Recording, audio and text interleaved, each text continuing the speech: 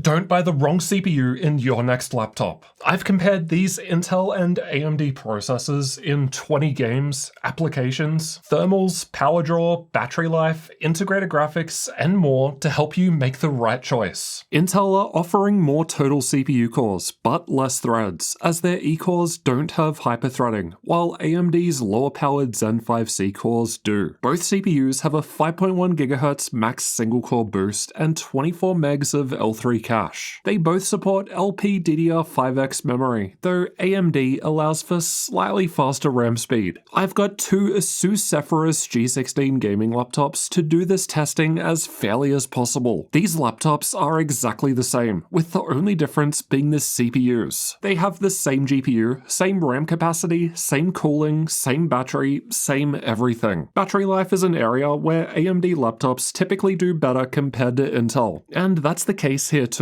Don't get me wrong, the Intel laptop almost lasted for 9 hours in our YouTube video playback test, which is a great result for a gaming laptop. But the AMD version almost lasted for 12 hours, or 35% longer. Performance while running on battery power is another area where AMD often does better too. With the chargers connected, the AMD processor was scoring 11% higher in the Cinebench 2024 multi-core test. But if we unplug the chargers and run off of battery power instead, the AMD laptop was still faster than Intel in multi-core, though with a slightly smaller 8% lead. Intel took the lead for single-core performance on battery power, but the gap is small. So not only does the AMD laptop last longer when running on battery power, but it also performs better when running on battery too. ASUS's Armoury Crate software gives us the option to control the power limit of both CPUs. More power equals more performance, but also more heat, and a higher power bill. We can see how much different power limits matter here. Give me a second to explain what's going on. The blue line shows Intel's Core Ultra 9 185H, while the red line shows AMD's Ryzen AI 9 HX370. I've tested both processors in 5-watt increments between 15 and 80 watts, though the software allowed the Intel laptop to go up to 90 watts. Basically, this shows that AMD is more power efficient at all power levels. The AMD laptop is able to reach a higher Cinebench multi-core score with less power. Here are the actual Cinebench scores. So with just a 15-watt TDP set on both laptops, AMD was scoring 69% higher in multi-core performance. Nice. Intel needs a higher 25-watt power limit to score the same as AMD at 15 watts. But then once we get up to a higher 80-watt power limit, AMD only had an 11% lead. So still a clear win, but based on this, AMD's new processor is more power efficient at lower power levels. Now, these biggest 16-inch gaming laptops I've tested have no problems running their CPUs at 80 watts. But smaller and thinner notebooks will have less room for cooling, which means lower power limits. And ultimately, performance comes down to how much power the laptop is able to feed the processor, which is why I always report it in my laptop reviews. With that in mind, the rest of the testing has been done at either 35 or 80 watts to represent lower and higher end laptops. Both CPUs performed very closely in terms of single-core performance, just a slight lead with AMD. Both laptops were using a similar amount of power when measured at the wall. AMD was a few watts behind, which isn't unexpected as Intel and AMD measure TDP differently, so setting the same values in software isn't exactly the same. But these results confirm it's not too different in terms of real power use. This gives AMD a better performance per watt result, whether we're running at a lower or higher CPU power limit. The AMD laptop is just more power efficient in this workload, as it's performing better while using less power. Interestingly, the AMD laptop was running hotter despite using less power, but this isn't actually a fair comparison. Both processors have their sensors placed in different parts of the chip and report different things, so this isn't comparable, but it's the best we can do.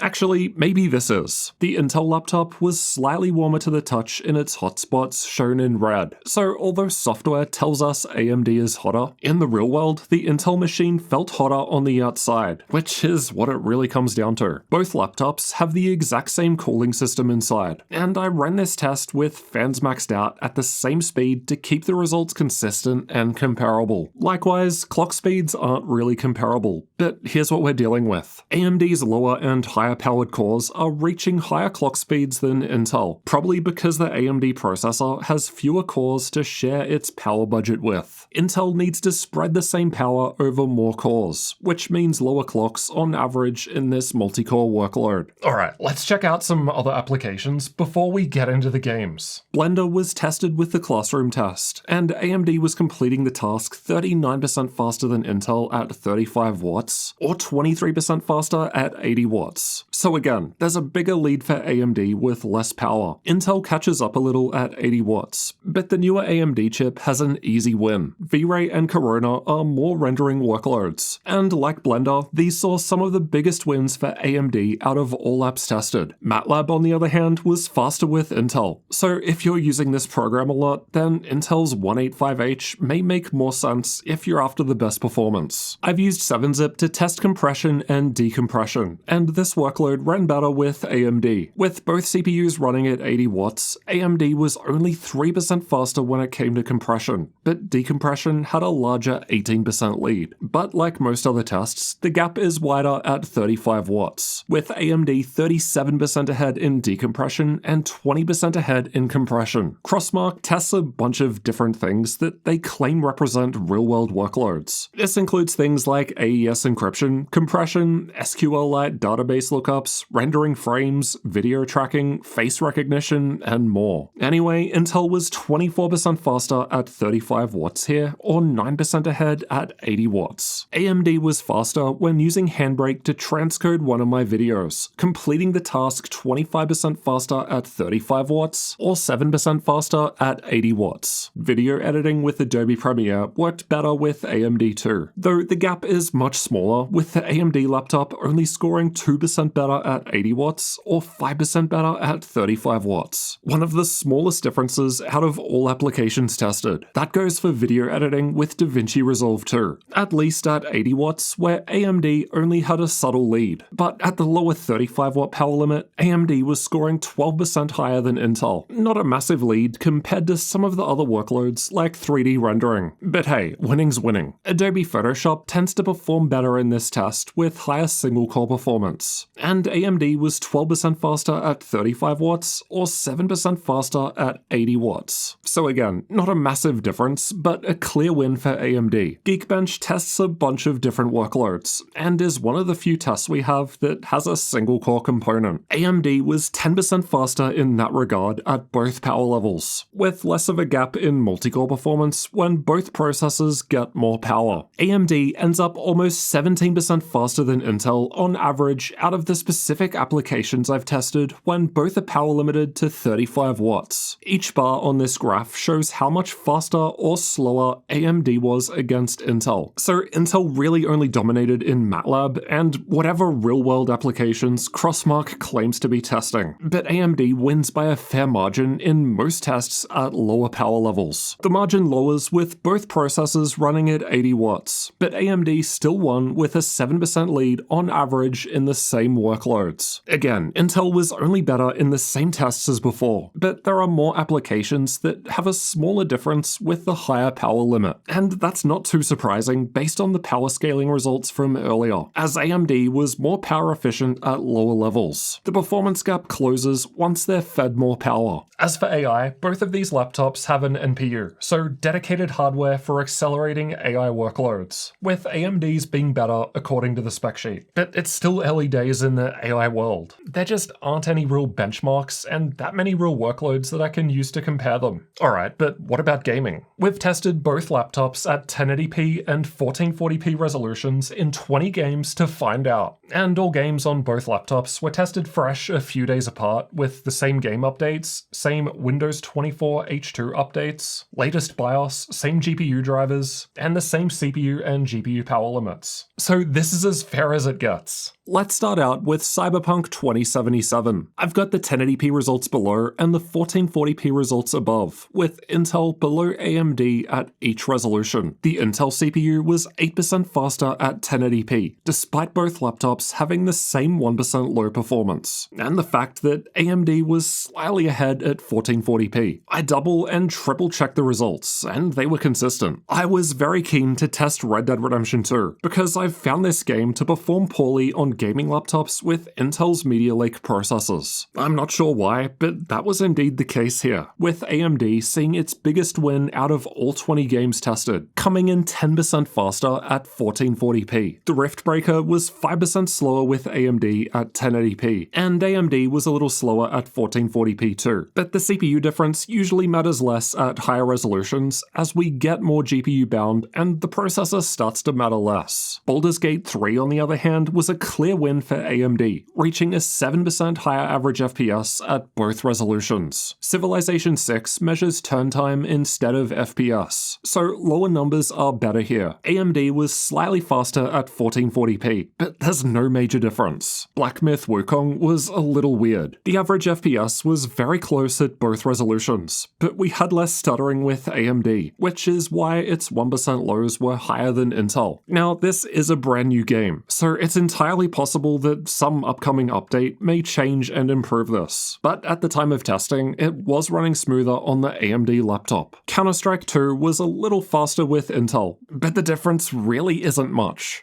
Sure, if you're playing competitively, you want every frame you can get, but at the same time, if you're playing competitively, you're probably looking at more powerful processors than these ones designed for thinner laptops. Spider-Man had a bigger lead with the AMD laptop in most cases, while Microsoft's Flight Simulator was a bit faster with Intel. But then other games like Fortnite saw basically no real difference between the two processors. Alright, rather than waste your time individually talking through the rest of the 10 games tested, I'm just gonna quickly skip through the results. Feel free to pause the video if you want a closer look at any of the games tested. It takes a long time to test so many extra titles, but I think it's important to use a wide selection of games so we can get an accurate picture of the average performance differences to make a fairer conclusion. Like I always say, more data equals more better. Let's look at those average differences next. There's no real difference on average when we consider all 20 games tested at 1080p. In the most extreme cases, AMD and Intel both had one game with an 8% difference. But once we factor in all 20 games, AMD was just 0.35% faster on average, which is basically nothing. It doesn't matter. Interestingly, the gap widens a little in favor of AMD at 1440p. It's not much. AMD was only 1.6% faster on average here, but it's still a bit weird because normally the processor matters less at higher resolutions, as we get more GPU bound. Regardless, at the end of the day, in most games, AMD isn't that far ahead. Here's how frame rates look if we instead take the average of all games at all resolutions. We've got 19 games rather than 20 because we're talking FPS here, so I can't include Civ 6 like before. Anyway, I think this better allows us to visually see the overall difference in a quick and easy summary. And just like I've been talking about, on average, there's no major difference at all between these processors. Intel has a subtle edge when it comes to total system latency, which is how long it takes between clicking the mouse and a gunshot firing in Counter-Strike 2. But again, the difference is extremely small and within the margin of error range. Ultimately, both processors are responsive when it comes to competitive gaming, but it's a different story when running a game only on the integrated graphics. AMD's integrated graphics were 70% faster in Cyberpunk 2077 at 1080p high settings. It's actually usable with AMD at just under 60 FPS, while Intel was left in the dust. AMD was ahead in Shadow of the Tomb Raider 2, though with a smaller 33% boost over Intel, but that's still a much bigger difference than we saw when using the RTX 4070 graphics. So if you're considering these processors in a smaller and thinner laptop that does not have powerful discrete graphics, and you still want to do some gaming, then the AMD option is gonna perform a lot better.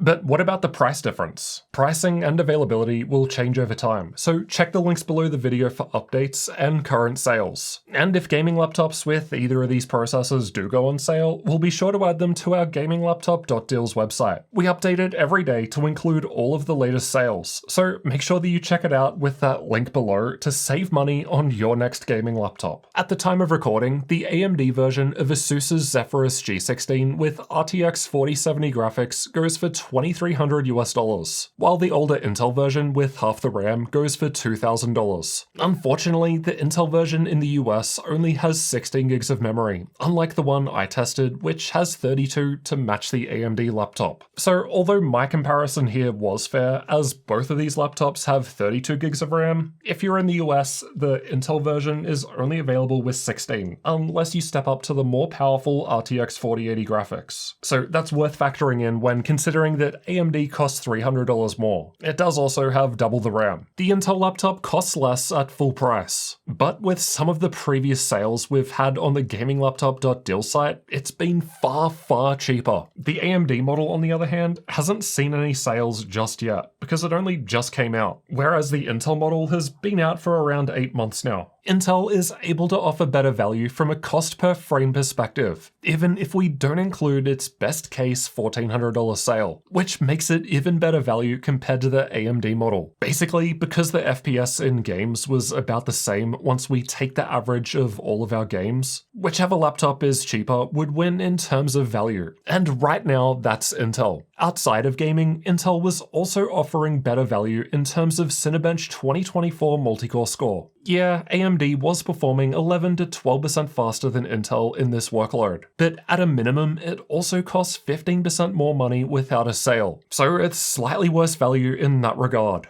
At least until we start seeing some discounts on the AMD model. Honestly, in terms of gaming performance, it doesn't seem to matter whether you go Intel or AMD between these two processors. You could just get whichever's cheaper and have a great time playing. That said, some games do have a clear bias for Intel, while others have a clear bias for AMD. So maybe if you're playing one of those games that did significantly better on one or the other, then it might make sense to prioritize that. But once we average a bunch of games together, the difference between both is very minor. The real reason to consider the AMD chip instead of Intel are the better battery life and better performance in non-gaming workloads, especially rendering tasks where Zen 5 had some big leads, or if you need more powerful integrated graphics, which will be more important in thinner and lighter laptops that don't have powerful discrete graphics. And AMD was especially good at lower power levels compared to Intel. So again, another good reason to pick AMD if you're going for one of those thinner laptops that will have a lower power limit. So yeah, overall AMD is a bit better, which isn't too surprising considering the Zen 5 architecture came out almost a year after Intel's Meteor Lake. Intel's newer Lunar Lake was just announced, which I thought was meant to replace Meteor Lake, but it maxes out with just 4 P-cores, 8 E-cores, and 8 threads. So I don't think it's going to be competitive if you're after multi-core performance. But based on some early tests that I've seen, it's starting to look like Intel's new Lunar Lake has higher single-core performance and better integrated graphics than AMD. But at least one large brand has told me that they don't plan on putting Lunar Lake CPUs into gaming laptops. And gaming laptops is primarily what we cover on this channel. But yeah, if you are considering one of those smaller and lighter laptops, then you'll definitely want to check Lunar Lake benchmarks once that's released and see how it compares with AMD. Now, there's way more to consider when buying a new laptop than just the CPU that's inside of it. Take the ASUS Zephyrus G16 for example. I think it's a pretty great gaming laptop, but it does have some pretty major flaws that you need to be aware of. So check out my full review over here next, where I've tested absolutely everything in depth. I'll see you over in that one.